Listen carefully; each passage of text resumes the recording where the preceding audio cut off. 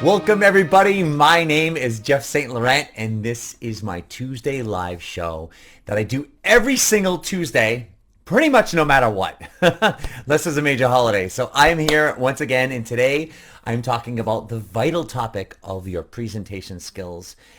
To me, and from doing this full-time since 2004, with my coaching business, I've learned that there are a couple skill sets that are the most vital that we have in our business. One of them is the selling skill set, and the other one is our presentation skills. And I want to talk about today because it's a very, very important thing that we must start to begin to master.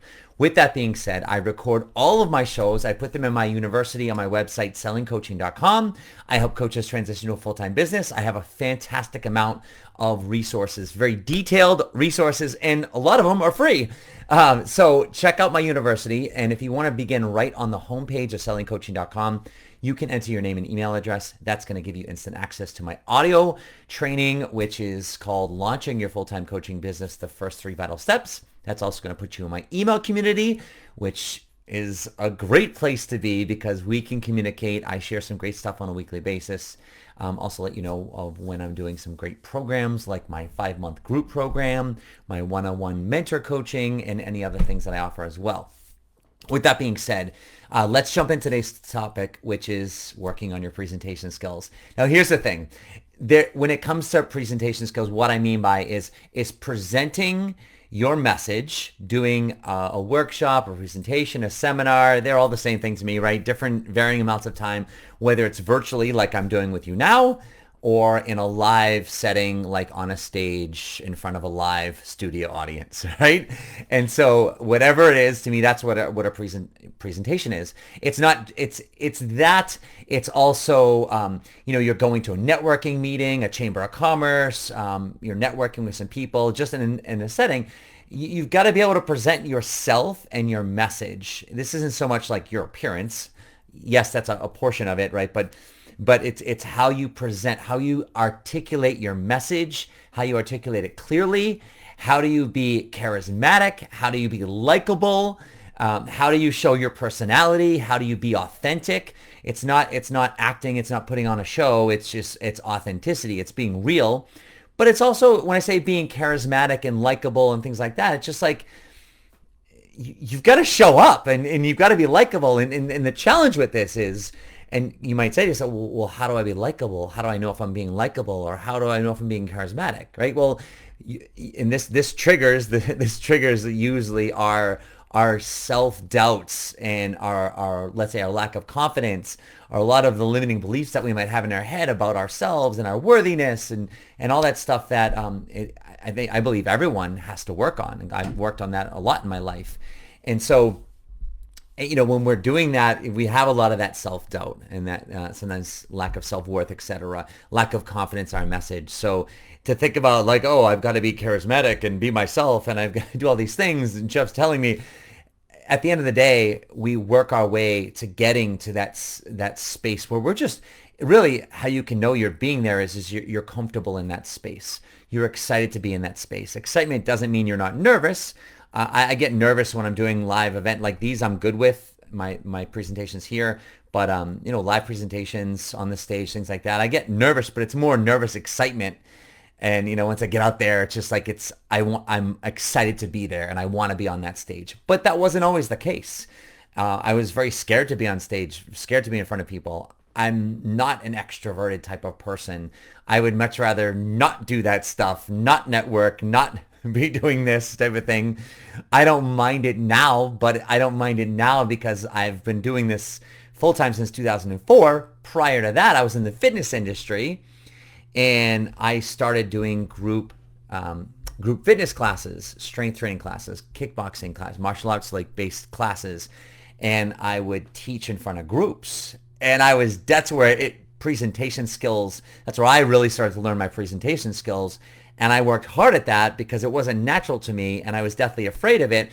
But what got me past that, and this is my first tip for you today in terms of how to work on your presentation skills, is because I think about going back to when I first started teaching in front of people, And I would have pretty big classes. I presented in front of, I think the most I presented in front of was like 500 plus people at a conference center and stuff like that. But I've done live video. I've done recorded video in the fitness industry as well. Stuff for Xbox, a company called MOSA, body training systems overseas. Went to Japan, did presentations, and part of what got me over that initial fear of just putting a microphone on and being in front of people, never mind talking and doing that stuff, was I had a passion for what I was doing. I was excited about the programs I was teaching. And I know this is in coaching, right? This is going back to how I started to learn, but the same applies for our coaching. So if you're like, oh my gosh, presenting in front of people, I think a lot of us coaches, a lot of people I work with know that they want to do it. It's important to be able to do it, but yet they're scared of it, etc. You've got to focus on why you're doing it. And this isn't just me saying, oh, well, what's your why? But it's like the passion for it and the understanding of why it's important, which I'm looking to do with you today, is vitally important for getting you past any of your fears. Because at a certain point, like when I started getting in front of people, like, yeah, I was nervous, but it didn't paralyze me to the point where I couldn't or wouldn't do it, because I was so excited and passionate about what I was teaching and what I was doing in that world.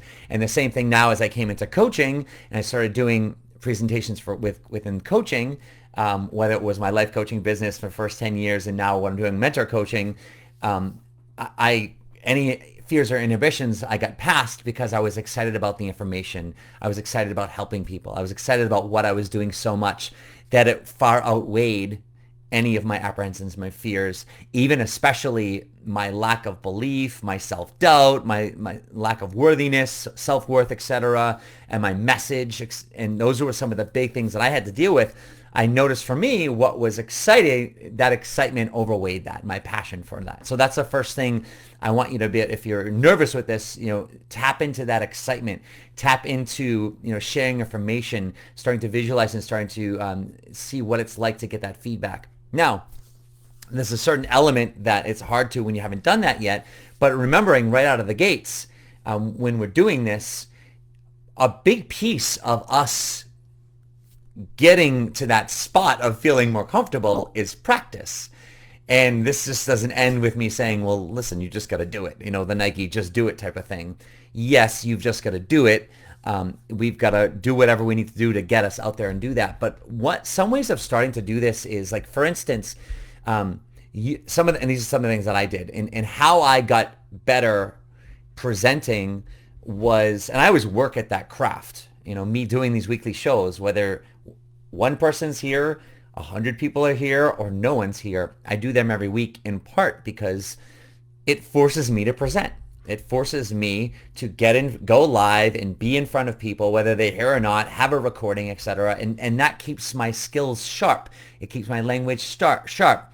It forces me to have to be on a consistent basis. And I use that word have to on purpose, like Tuesday at 12:05, no matter what's Eastern, whatever's going on in my life, doesn't matter, because I do my show.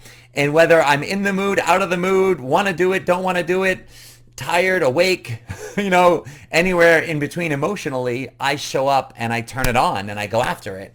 It doesn't mean I don't come from an authentic place. I've been on here before and I've been tired, I've been whatever, and sometimes I share some of those things, but I don't do it in a way that drags people down. I show up and I deliver and I do my best. And that's developing that muscle and that skill set, as I like to say, it's the same thing, so that you get better at it and you stay sharp with your craft. Because it's not like, oh, I'm now charismatic and I now am great at presenting. If you feel that way at some point, or you feel like you've gotten better, you just, if you don't do it, you're going to regress. You're going to become uncomfortable in that space. And that's why it's important to continually flex those muscles, so to speak. But part of where I started to get better was in the fitness industry. And I'll share this because the same applies for what we're doing here, right? So I had to film myself when I was teaching, and mainly in part because there were certain criteria that we had to meet as an instructor, because some of the classes I taught, they were very physically execution based, meaning a strength training class.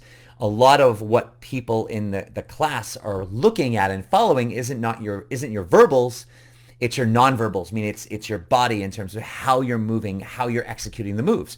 So it's very important not only that your cueing was on time with the music ahead of time so they knew what was going on, you knew what you were doing in verbal cues, but also in terms of your physical execution was on being that role model.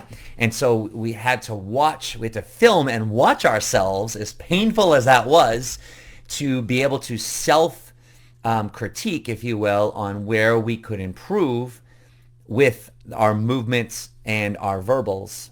And not only did we get that, but we got help from other people who had been doing it, et cetera, for a while that could watch it as well and give us some feedback. And that was a constant thing. We didn't just do it to get certified when we started teaching. It was something that we did on an ongoing basis.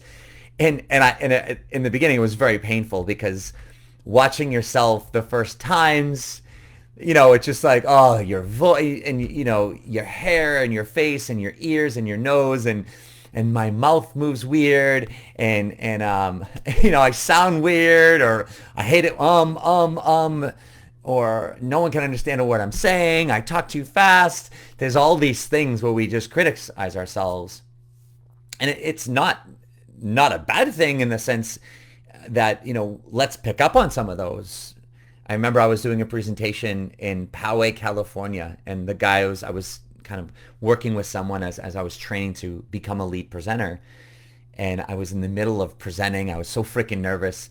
And literally the guy that was my trainer kind of helping me out pulled me aside. He stopped me. He pulled me aside and he said, "Hey, Jeff, you're saying the word okay after like every sentence." He's like, "Just see if you can pause and, And so I turn, I'm like, all right, thanks. So now I'm in my head and I turn to everybody. And the first thing I say is, okay.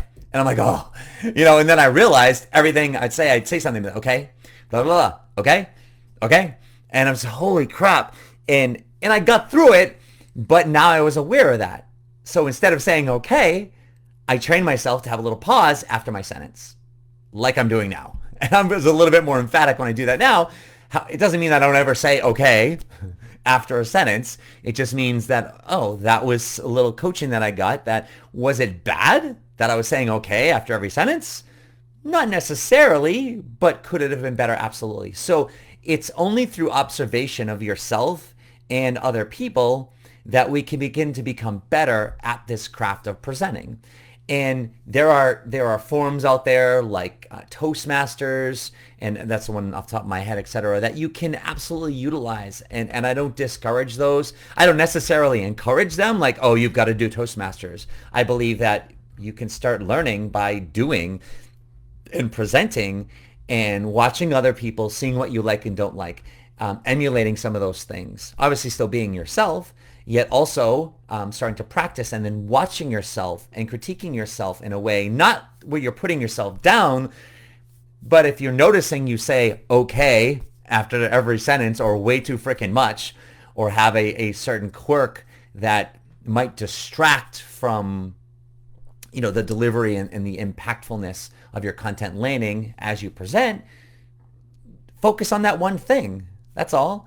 One of the things I'll share with my mentor coaching clients, if they're doing video and I'm starting to work with them on that, is like, especially in a virtual space, is like right now I'm looking into the lens of my camera. I had to train myself to do this, as opposed like right now I'm talking and I'm looking at myself on my computer screen. But for you watching this, it's probably awkward because it's like I'm not looking directly at you. Whereas now when I look into the camera, it's like I'm looking directly at you. That wasn't an easy thing to do when I started off with. And so that's something I've worked on. And that's something I say, but that's one thing. And so like, let's start with one thing, not like, oh, I've got to look into the camera and I'm saying okay too much and I'm doing like that. There are things you can start to improve as you go along. And obviously in a virtual space like this, right, there's things like lighting. Oh, I need better lighting because you can't even see me. Whatever. So you can work on the presentation of your surroundings, but I'm talking about here, and yes, I wouldn't ignore those things, but I'm talking about here about you in terms of how you come across, how you articulate your message, how you express yourself. And that just doesn't happen overnight, right? So the big things I want you to walk away with here is it's repetition, but it's not just repetition in doing it. It's analyzing it and then finding one thing that you can start to perfect. And don't like every time you do it, it's like, what's another thing, what's another thing, what's another thing. It's like, great, if I'm going to work on looking into the camera when I speak, work on that for the next 3 weeks and nail it. And don't worry about anything else. You might have more of a capacity. I'm not saying you can't work on more than one thing at once. However, if you're very new to this and you're very nervous about presenting, and I'm not just talking virtually like this, I'm talking about, face to face as well. If I'm in a room, I had to work on it. Was no different than looking to a camera. I had to look at my audience, as opposed to looking at a PowerPoint the whole time and reading and looking down and fiddling with my hands because I was nervous. I had to work on getting out into the audience and looking into people's eyes while I'm speaking and looking and observing what's going on, the reactions, what they're doing, their nonverbals. Are they writing stuff down? Are they nodding their heads? I could use it in my presentations to make it more impactful to engage the audience as well. So there's a lot of things that we can start to work on. And it's not like you can't just Google search like, well, Jeff, I don't know what's good. Like, well, you do know what's good because you see what's good, but you might not know what they're doing, right? So it's not like, oh, you have to hire someone necessarily to help you with this. You could. And I do that with my mentor coaching clients naturally as we structure their business where appropriate, right? But just Google search, go to YouTube, working on my presentation skills. How do I get better? What are the top 5 things I could do? And I'm sure you're going to find a bunch of videos out there on that stuff, right? So you can do something like Toastmasters, etc., or you can just start to Google and practice and start to execute. It's not going to be behind the scenes and like, oh, I'm going to read an article on how to get better as a presenter. I got to read an article about how to get better as a presenter, or I'm going to watch someone who's delivering something around that. And then, like I've given you today, like say looking at the camera as an example, and you say, oh yeah, that's a great tip. Now I'm going to do it and I'm going to practice that. Right? So it's not just in your head like, oh, well, now I could write an article on how to be a great presenter, but it's all theory. You've got to actually be able to do that. And as you do that, you start to become more comfortable with your message. You start to be okay with yourself in front of the camera. And that's where you become naturally charismatic. Charismatic for each of us looks and feels different. And showing up authentically, being okay when you say a word wrong and you mispronounce something and you're like, oh, well, I guess I can't talk today. And you just continue on and you laugh about it. And so you're comfortable on stage. This is my stage now, the stage, an actual stage, networking with people. It's the stage, when you're at a supermarket and someone's talking to you and it turns into a business conversation. That's your stage. How do you articulate? How do you express yourself? How do you converse with people? For some of us, it doesn't come easy, and I include myself in that because that's not easy for me. But I've worked really hard at it, and I would say since 1998, when I graduated from college and I started in the fitness industry, but I would say 98, 90, I think 99 is when I started, 1999 is when I started doing group fitness classes. So let's call it as of now, like 22 years. It's 22 years. That's nearly half my life that I've been working at that. So it doesn't mean that I feel like the master at it. Like I said, I practice my craft all the time, but I feel really comfortable in that space. And I've gotten enough feedback from people saying you're a great presenter, et cetera, like that. And people hiring me and, where I feel more confident in that space. And that's what I want for you. But you can't look at other people and say, oh, I just wish I was good. That it's like I said, I've been working at this literally every week, multiple times a week for the last 22 years. I've been working on my presentation skills consciously and subconsciously just by doing it. Right? Like right now I'm probably thinking about my presentation skills a little bit more because I'm talking about the topic, but like on an average basis, I don't think about that per se every time I present right now. I'm aware of those things. Things might come up and be like, oh, I look at the camera or like in the back of my head that are more natural than not. But especially if I'm coming in and I'm having a rough time or I don't really want to be there or I'm tired or whatever, I kind of do some rituals or things that start to get me in the space where I can give a better presentation. But it's working at that. But I've literally been doing it multiple times a week for the past 22 years. So you don't know someone's story. So in other words, is like, don't just show up and do 5 videos and think, I suck still. All right, well, do 500 more. and you'll still get better than that. So hopefully this has been helpful for you. And I think the biggest thing that I want to get across is like, this is a vital piece to what we're doing in our business, because this is how people start to like us. This is how people start to follow us, how people want to be a part of our audience, how they want to follow you and watch you and share you with other people, go to your events, sign up for what you do, hire you as a coach. It's important.